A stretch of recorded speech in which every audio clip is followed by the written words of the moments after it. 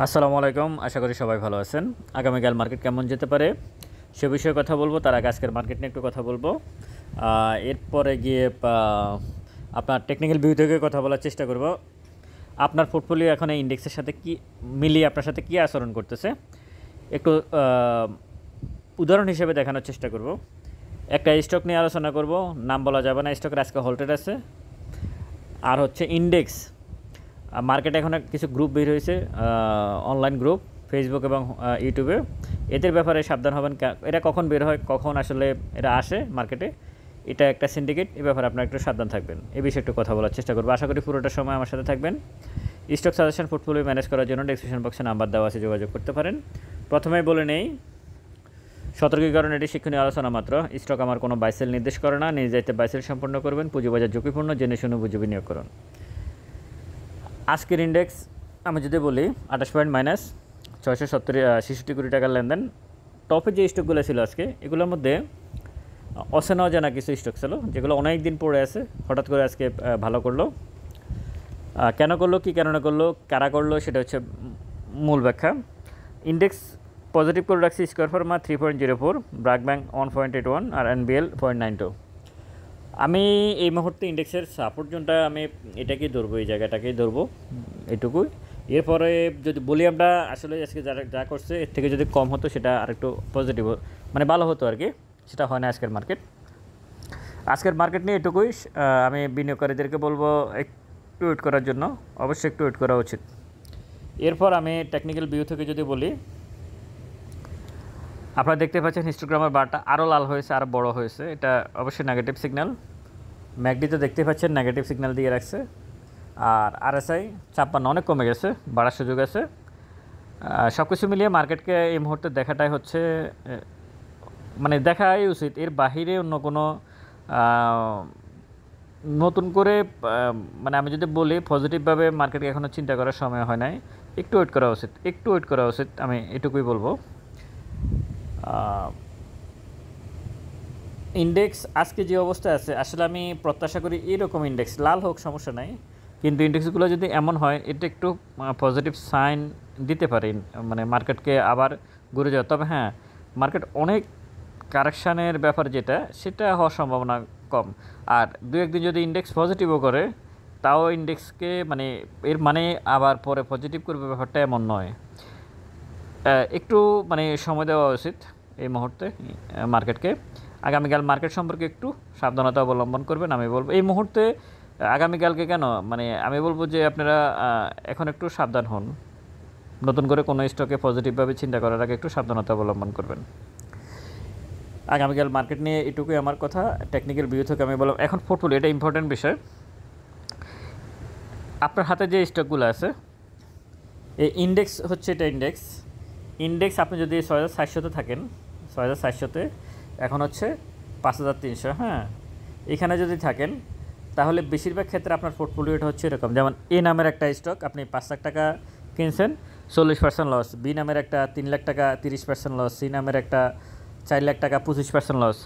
আপনার পোর্টফোলিওটা অন্তত যাদের সাথে আমার কথা হয়েছে, যাদের পোর্টফোলিও আমি দেখেছি, আপনারাও আমার ভিডিও শুনেন, আপনাদের পোর্টফোলিও কিন্তু এরকম। তার মানে আমি ধরে নিচ্ছি যারা শেয়ারগুলো ধরে রাখছে 6700 ইন্ডেক্সে, তাদের পোর্টফোলিওটা এরকমই। এখন আপনার সাথে কি হচ্ছে, এখন যেটা হচ্ছে, এখানে যদি 18 লক্ষ টাকার আমি এটা একটা আনুমানিক করে দিলাম, আমি একটা উদাহরণ হিসেবে আমি নিয়ে আসছি এই বিষয়টাকে। এটা কিন্তু আপনারা কেউ ভাববেন না যে আমি এটা উদাহরণ হিসেবে নিয়ে আসছি, যে আপনার পোর্টফোলিওটা আসলে কী আচরণ করতেছে। এখন যে অবস্থা আছে, এখানে আপনার সাথে এখন যে অবস্থা আছে, এখানে 18 লক্ষ টাকা যদি আপনার টোটাল ইনভেস্ট হয়, আমি ধরে নিই ইন্ডেক্স যখন এখানে ছিল, এতটুকু প্লাস ছিল, অথবা এখান থেকে এতটুকু প্লাস ছিল, এতটুকুতে যদি 18 লাখ টাকার মধ্যে আপনি যদি গড়ে যদি 20-30% লস থাকেন, তাহলে এখানে গিয়ে এই জায়গাটাতে গিয়ে আপনার হয়তো 10% হয়তো আপনার রিকভার হয়েছে। 30% যদি আপনি লসে থাকেন, তাহলে হয়তো 20% আপনি রিকভার হয়েছে। আপনি সেল দেন নাই, বসে আছেন, কারণ আপনি সবগুলোতে লসে আছেন, বা আমি সবগুলোতে লসে আছি। এরপর এই যে পতনটা হলো ইন্ডেক্সের, এখানে গিয়ে আবার ওই যে 10% আপনার রিকভার হয়েছিল, সেটা হয়ে গেছে 15%, মানে আপনি আরও 5% বেশি নিচে পড়ে গেছেন। এরপর এখান থেকে যখন আপে হয়েছে ইন্ডেক্স, তখন আপনার আবার 10% বাড়ছে। এখন আবার যখন এখানে চলে আসছে ইন্ডেক্স, মানে শুরুতে এখান থেকে যদি আমি হিসাব করি আপনার তখন ছিল মাত্র 30%, আর এখান পর্যন্ত যদি আমি হিসাব করি তাহলে আপনার 35% আপনি এখন লস আছেন। আর এই সময়টা আপনার নষ্ট করে এখন 35% আপনার পোর্টফোলিওতে নাই, যেটা এখানে থাকতেছিল 30%। এখন আমরা হতাশ হয়ে গেছি, হতাশ হওয়াটা স্বাভাবিক। ইন্ডেক্স বাড়তেছে, আমি ইন্ডেক্স আগে যেখানে ছিল সেখানে যদি আমি থাকি, তাহলে এখানে আমি থাকলে তখন ইন্ডেক্স ছিল কত, 6000, 5000 সময় আমার লস ছিল 30%, আর এখন 5300, এখন আমার লস হয়ে গেছে 35%। ব্যাপারটা কিন্তু এটাই হচ্ছে। কেন এটা হচ্ছে? এটা তো সবচেয়ে বড় প্রশ্ন। এটা হচ্ছে আপনার পোর্টফোলিওতে যে স্টকগুলো আছে বা আমার পোর্টফোলিওতে যে স্টকগুলো আছে, এই স্টকগুলো জাঙ্ক শেয়ার, একেবারে দুর্বল ক্যাটাগরির শেয়ার। এখন 10% বাড়িয়ে পরবর্তীতে আবার ব্রেক করে নিয়ে আসে। এক্ষেত্রে আমি আপনাদেরকে শুধু এইটুকু বলতে পারি, আপনি এইভাবে এই পোর্টফোলিওতে আমি যদি হিসেব করি, এই পোর্টফোলিও অনুযায়ী, এই লস অনুযায়ী আপনি কখনোই পোর্টফোলিওকে পজিটিভভাবে দেখে বের করবেন, এটা আমার যদি পোর্টফোলিও এরকম হয়, আমার পক্ষে এটা সম্ভব নয়। এটা ইন্ডেক্স যদি 10,000-এ চলে যায়, এখান থেকে বের হওয়া সম্ভব নয়। দেখা গেছে এ শেয়ারটা 5% বাড়বে, বি শেয়ারটা দেখা গেছে আবার 10% কমবে, আবার সি শেয়ারটা আপনাকে 5% বাড়বে। এরকমই আপনার সাথে কিন্তু হচ্ছে, কিন্তু আপনার টাইমিংয়ের সাথে মিলতেছে না। কোন জায়গায় আসলে আছে, সে কোথায় গেলে আপনার আসলে তাকে ছেড়ে দেওয়া উচিত, এটা আসলে বোঝা যাচ্ছে না। এটাই হচ্ছে মূল বিষয়। কারণ আমি ছাড়তেও চাচ্ছি না, আবার ধরতেও পারতেছি না। ব্যাপারটা এমন হয়ে গেছে এখন আমার পোর্টফোলিওর অবস্থা। কারণ পোর্টফোলিওটা এমন একটা জায়গায় আছে না, সে আমার মানে পছন্দ মতো জায়গায় যাচ্ছে, আবার কারেকশান হচ্ছে, সে খুব বেশি কারেকশান হয়ে যাচ্ছে, ইন্ডেক্সের সাথে মিল নেয়। এটা হচ্ছে কি, মানে প্রেশার থেকে, মানে মানসিকভাবে দুর্বল করে দেওয়া মার্কেট মেকাররা, যাতে আপনি শেয়ারগুলোকে আসলে ছেড়ে দেন। আর আসলে এই স্টকগুলো মানে একেবারে ঝাং যে স্টকগুলো, এগুলো অনেক বেশি উপরে চলে যাবে, ব্যাপারটা এমন না। আমি আপনাদেরকে আগেই বলছি, খুব সহজভাবে বলছি, ইন্ডেক্স যখন এখানে গেছে, এদিকে ছিল, তখন আমি বলছিলাম পোর্টফোলিওটাকে যতটুকু সম্ভব ছোট করে নিয়ে আসা উচিত আমাদের এই মুহূর্তে, যতটুকু সম্ভব ছোট করে নিয়ে আসা উচিত। যদিও কিছুটা মাইনাসও থাকে, তাও নিয়ে আসা উচিত। প্রিভিয়াস যে রেসিস্টেন্স আছে আপনার হাতে থাকা স্টকের, সেটা আপনার এখন বর্তমানে এই জায়গায় এসে যখন ওই রেসিস্টেন্সে চলে আসে, তখন আসলে কিছু লস থাকলেও আপনাকে একটা সিদ্ধান্ত নিতেই হবে। কঠিন সিদ্ধান্ত হলেও, সিদ্ধান্তটা নেওয়া কঠিন হলেও একটা সিদ্ধান্ত আমাদের নিতে হবে, কিছু করার নাই। ভালো স্টকের আসলে কোনো বিকল্প নাই, এটা হচ্ছে সবচেয়ে বড় বিষয়। আমি নিশ্চয়ই আপনাদেরকে কী বোঝানোর চেষ্টা করছি, আপনারা বুঝতে পারছেন। এবার আমি আসি, এই যে মানে বাড়ার, আপনি যে এই পোর্টফোলিওটা এই অনুযায়ী এরকম স্টকটা, এটা একটা স্টক, আর এটা হচ্ছে ইন্ডেক্স। এই স্টকটা আজকে হল্টেড আছে। এটা আমি যদি বলি ফার্মা সেক্টরের একটা স্টক হল্টেড এই মুহূর্তে। যখন ফ্লোর ছিল, এই যে ফ্লোরটা 21 টাকা 50 পয়সা, এখন প্রাইস কত আছে, হল্টেড হচ্ছে, কী লাফালাফি, 11 টাকা 21 টাকা 50 পয়সা থেকে 11 টাকা 60 পয়সা। ওই যে পোর্টফোলিও দেখালাম একটু আগে, এরকম স্টক দিয়ে ভরপুর, তাহলে 11 আর 21 কত, 10 টাকা নাই, তাই না? 10 টাকা মানে 50% নাই। অথচ আজকে হল্টেড হচ্ছে, সবাই লাফালাফি করতেছে, হ্যাঁ এটাতে যাওয়া যায়, এটাতে স্মার্ট মানি আসছে।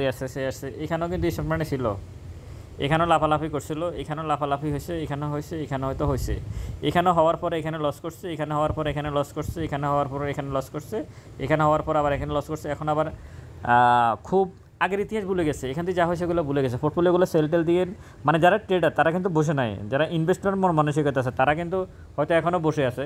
আর যারা বসে আছে তারা কিন্তু 40-50% এই স্টকটাতে কিন্তু লস নিয়ে বসে আছে। কিন্তু যারা ট্রেডার তারাও কিন্তু লস করছে, কিন্তু পোর্টফোলিওতে এখন নাই ওটা, যেহেতু তারা বাইসেল বারবারই করছে, কিন্তু লস। আমি এটুকু বলতে পারি, যারা ইনভেস্ট এই শেয়ারেই 90% শেয়ারের পুঁজিবাজার তালিকাভুক্ত, 90% শেয়ারের ছাড় হচ্ছে এরকম, 90% শেয়ারের ছাড় হচ্ছে এরকম।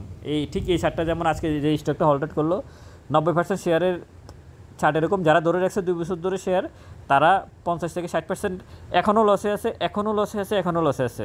আর যারা ট্রেড করছে তাদের হিসাব আলাদা, তারা ট্রেডই করছে, তারা আরও বেশি লসে আছে।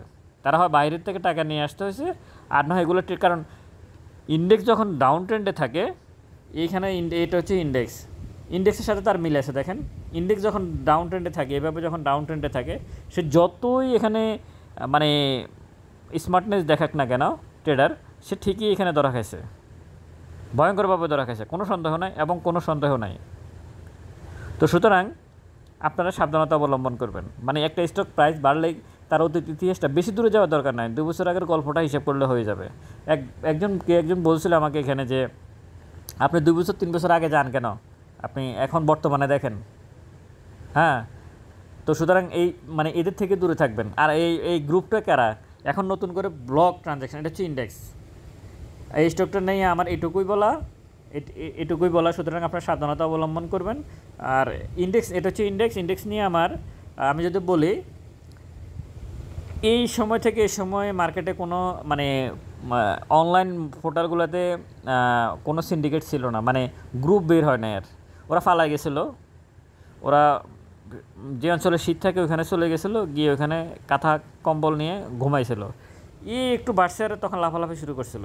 আবার যখন এখান থেকে এখানে পড়ছে, এখন আবার এরা মানে তখনও ফালাই গেছিলো। এখন আবার যখন ইন্ডেক্সে এটুকু বাড়ছে, এখন আসেন এই করেন সেই করেন ওই করেন অনেক কিছু বলবো। আবার যখন ইন্ডেক্স যদি কারেকশানে চলে যায় অনেক বেশি, তখন আর এদেরকে খুঁজে পাওয়া যাবে না।